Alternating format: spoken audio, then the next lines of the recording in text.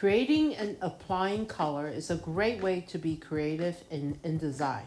To start working with color, you first learn what stroke and fill are. Then apply color using existing colors and then make your own color. To follow along, you can use your own document or open this document from the practice files for this tutorial.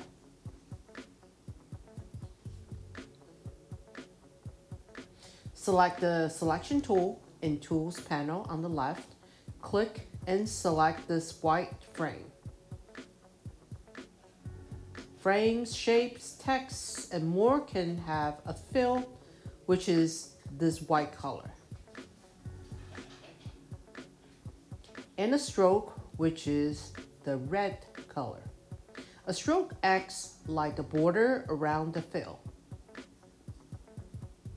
You can apply a color for a gradient, which at its simplest is a blend from one color to another. To the fill or stroke or selected object.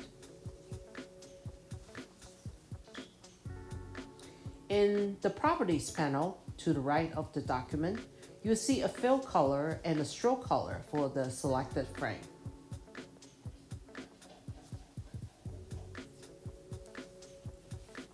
Click the fill color and you will see a panel.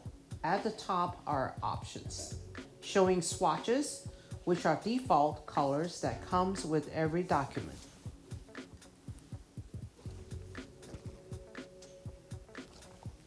A color mixer for creating your own color and gradients. Make sure that the swatches option is selected so you can see a series of default colors. You can apply the color called None to remove color. Registration is a black that is used for printing marks. Don't use it in the place of black. And paper is what we can use for white. Try clicking a few of the colors to see how they look in the selected frame. Make sure you wind up with this orange color in the fill of the frame. You might need to scroll in the panel to see it. You can press Escape to hide these colors. Then click the stroke color below the fill color in the Properties panel and choose the color None from the swatches that appear so you can remove the stroke. This applies no color to the stroke and removes any previous applied color. Having default colors is a great way to jumpstart your design process. But you may want to make your own color. You do that by changing the color of this text. To select the Type tool on the Tools panel on the left, move the pointer over this text, and when the pointer looks like an I-beam, drag across the text to select it. To change to fill color, click the fill color in the Properties panel.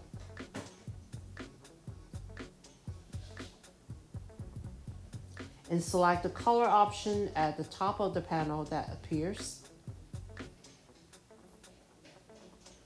to show color in a certain way. Click the panel menu in the upper right corner here. In the menu that appears, you will see a list of methods of creating color. Lab, CMYK, and RGB. The two most widely used are CMYK, which stands for cyan, magenta, yellow, and black. These are printing inks and are used on most desktop printers to create color when you print. And RGB, or red, green, and blue, which is typically used for creating color content. View on screen like a presentation. Choose CMYK from the menu here.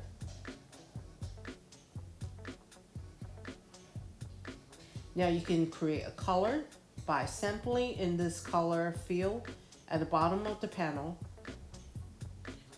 or adjusting each color independently using these sliders, or even by typing in values to create a color from the mix.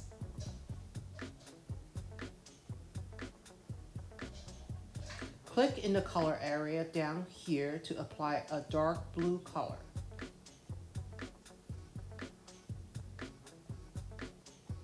Then you can drag each of these sliders, cyan, magenta, yellow, and black, so they approximately wind up with these color values. Now, if you need to apply a specific color, maybe a color somebody gave you, you can type in those color values if you have them. Making a color that way is actually pretty easy. But that color isn't automatically saved. If you want to apply the same color to other artwork, one way is to sample the color using the eyedropper tool.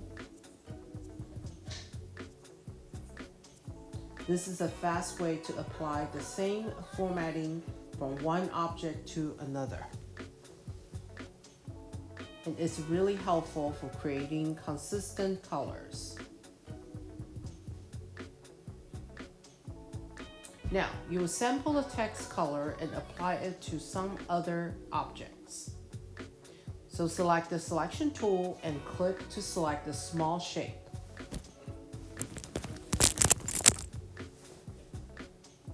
And to select this other group of shapes, press the Shift key and click on it. One way to work with the eyedropper tool is to select the content you would like to apply the color to first. Then sample the color from some other content. Now to select the eyedropper tool, press and hold down on the color theme in the tools panel on the left to show more tools. Then select the eyedropper tool. Move the pointer over the text and click to sample the color. To apply the same fill and stroke to the selected content.